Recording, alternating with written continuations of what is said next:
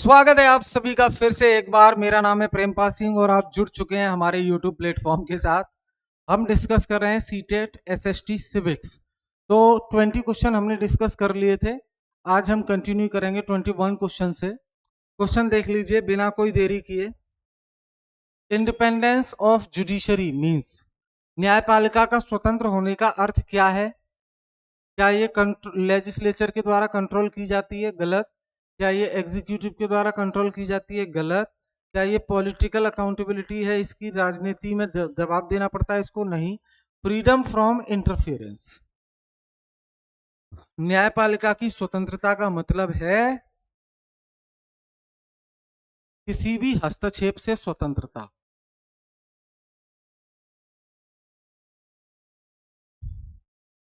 हस्तक्षेप नहीं होगा इसमें न्यायपालिका के काम में।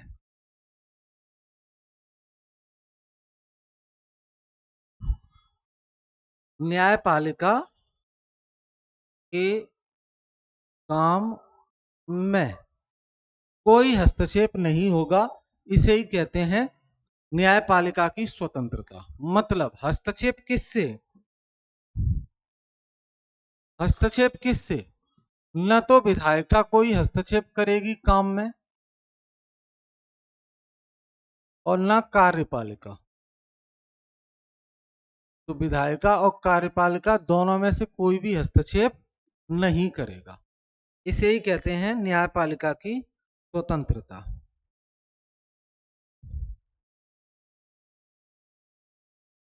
Judicial review allows court.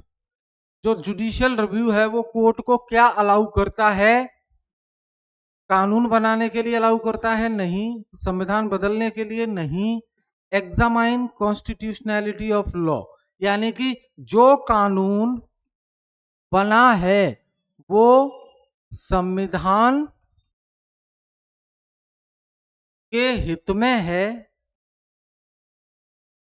ये चेक करना। संविधान के दायरे में है ये चेक करना। ठीक है, आंसर हो जाएगा सी। आगे, which group faces social marginalisation. कौन सा समूह सामाजिक रूप से अलग महसूस करता है? प्रोफेशनल, ब्यूरोक्रेट, शेड्यूल्ड ट्राइब या इंडस्ट्रियलिस्ट? तो शेड्यूल्ड ट्राइब्स।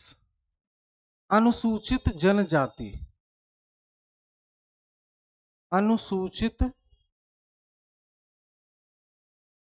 जनजाति ये वर्ग क्या करता है?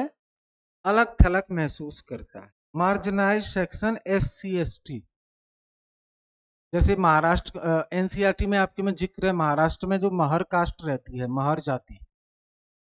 अगला, reservation policy aims to ensure. आरक्षण जो दिया जाता है उसका उद्देश्य क्या है? क्या पॉलिटिकल पावर देना, social equality, economic monopoly, uniformity? तो भैया सामाजिक रूप से समान रखने के लिए,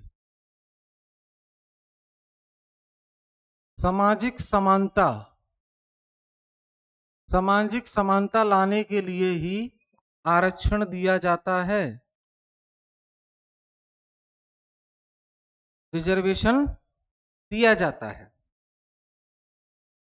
ठीक है। Which factor has played the most significant role in shaping India's diversity?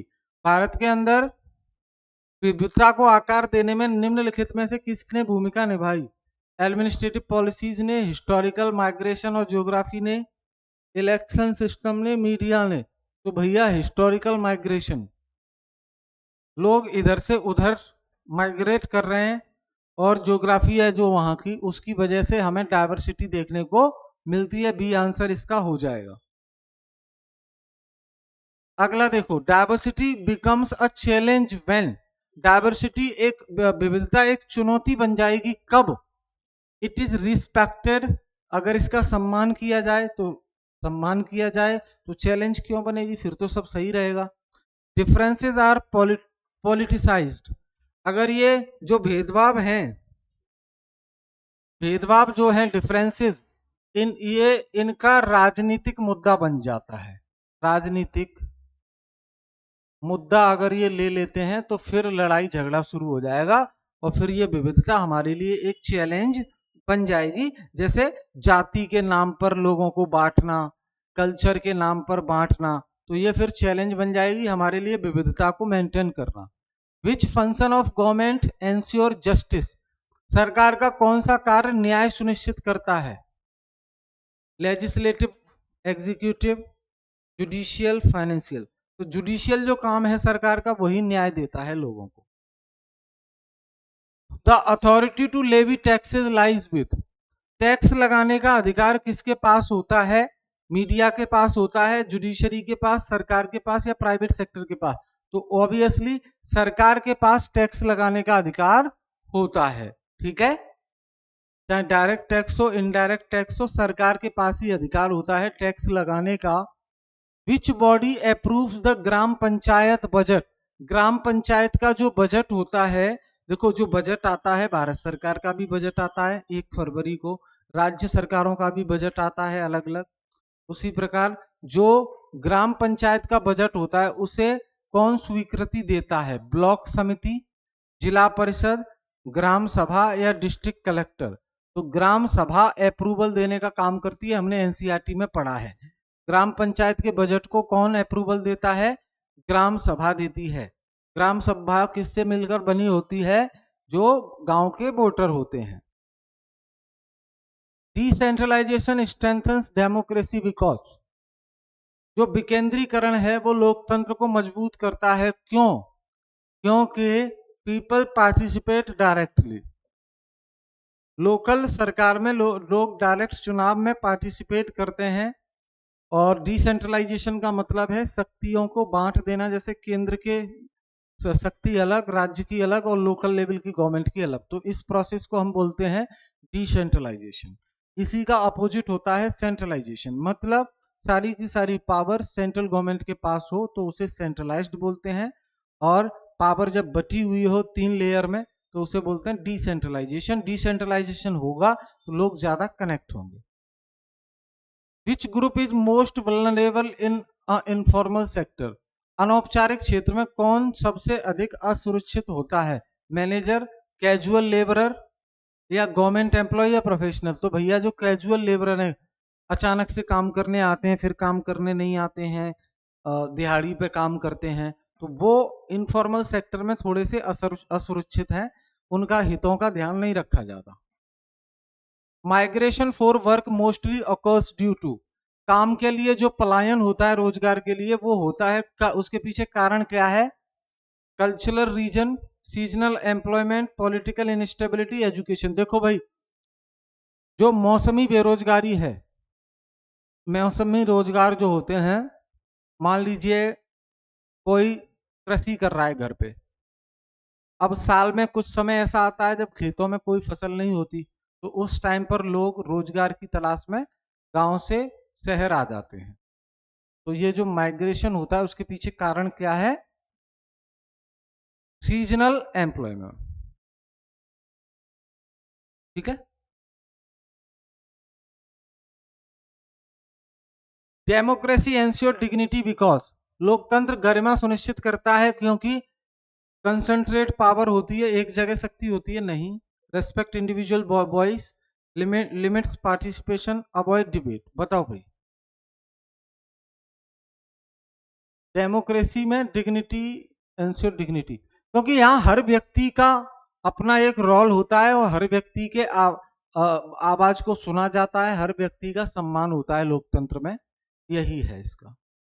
Free and fair election are necessary, स्वतंत्र और निष्पक्ष चुनाव बहुत आवश्यक हैं क्योंकि गवर्नमेंट रिमेन्स अकाउंटेबल, जिसकी वजह से सरकार जो है जिम्मेदारी महसूस करती है और अकाउंटेबल होती है।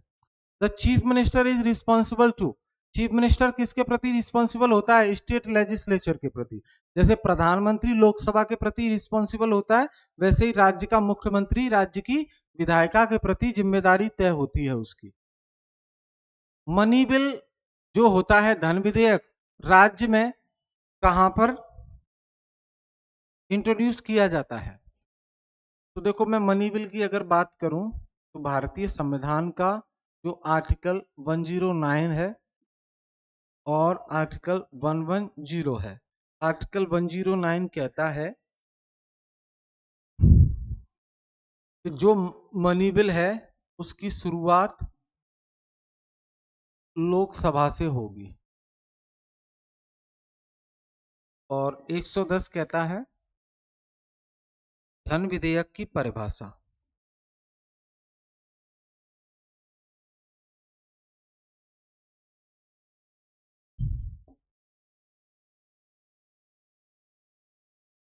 कौन तय करेगा? लोकसभा अध्यक्ष। इसी प्रकार राज्य में होता है। तो राज्य में धन विधेयक कहां प्रस्तुत किए जाएंगे? जैसे सेंटर में लोअर हाउस में किए जाते हैं, वैसे ही राज्य का लोअर हाउस क्या है? विधानसभा। क्योंकि विधान परिषद अपर हाउस है जो कि सिर्फ 6 में होता है। ये जो विधान परिषद है ये 6 में है। आंध्र प्रदेश, कर्नाटक, तेलंगाना, बिहार, महाराष्ट्र, यूपी। आगे देखिए, which factor most affect media independence? Media की स्वतंत्रता को सबसे अधिक कौन प्रभावित करता है? टीआरपी का प्रेशर। ज्यादा व्यूज होने चाहिए, ज्यादा लोग वॉच टाइम ज्यादा होना चाहिए, व्यूअर्स ज्यादा होने चाहिए। टीआरपी का जो प्रेशर है ना, वो मीडिया की स्वतंत्रता को प्रभावित करता है। टीआरपी के चक्कर में कुछ भी बोलते हैं। देखा नहीं था अभी धर्मेंद्र जी को, बेचारे को हॉस्पिटल में थे और मार दिया था उनको, आज तक वालों ने। समझ गए क्यों? बोले ज्यादा लोग जुड़ रहे हैं। समझ रहे हैं? Media plays an educational role. Media शैक्षिक भूमिका निभाती है। कैसे? प्रोवाइडिंग अवेयरनेस, जानकारी देकर हमें शिक्षित भी करती है। Gender equality means, gender equality का मतलब क्या होता है? लैंगिक समानता। लैंगिक समानता। तो सेम रोल्स फॉर ऑल, सभी के लिए एक जैसा भूमिका नहीं। Equal opportunities for all genders, सभी जेंडर्स को समान अवसर, यही है जेंडर इक्वालिटी। ठीक है, बी आंसर। यानी लड़का लड़की के आधार पर कोई भेदभाव ना किया जाए और सभी को समान अवसर दिए जाए, तो उसे कहते हैं लैंगिक समानता, यानी कि जेंडर इक्वालिटी।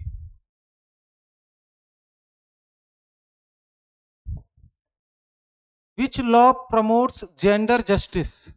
कौन सा कानून लैंगिक न्याय को बढ़ावा देता है? तो dowry prohibition act, RTI, consumer act, IT act.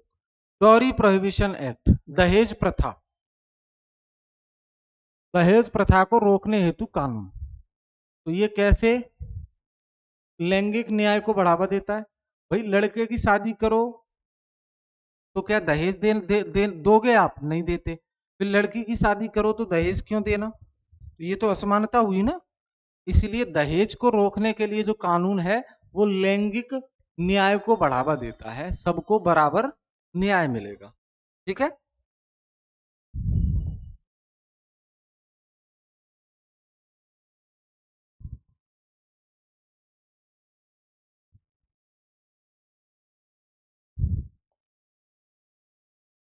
Clear है भाई? अब एक इंपॉर्टेंट इंफॉर्मेशन है, देखो,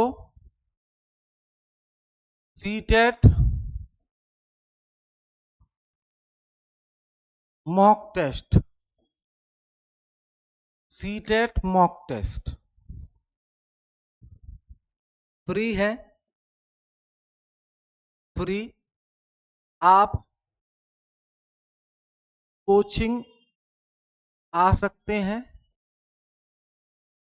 कहीं भी पढ़ते हैं आप या नहीं पढ़ते हैं, सीटेट के मॉक टेस्ट फ्री दे सकते हैं हमारी कोचिंग पर आकर।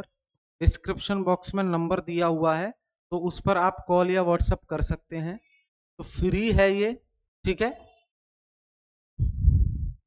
पेपर मिलेगा आपको और यहाँ पे आप अपने आप को चेक कर पाएंगे कि कितने सही क्वेश्चन कर पा रहे हैं, कितने नहीं। रियल में जो टेस्ट होगा, पेपर होगा, उसकी फीलिंग्स आएगी आपको। तो ये कंप्लीटली फ्री है, आप अपनी सीट बुक करा सकते हैं कॉल या व्हाट्सएप करके।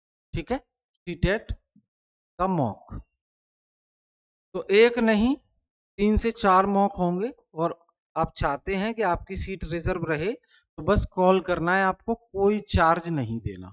ठीक है, तो हम फिर मिलेंगे नेक्स्ट क्लास में। बहुत बहुत धन्यवाद।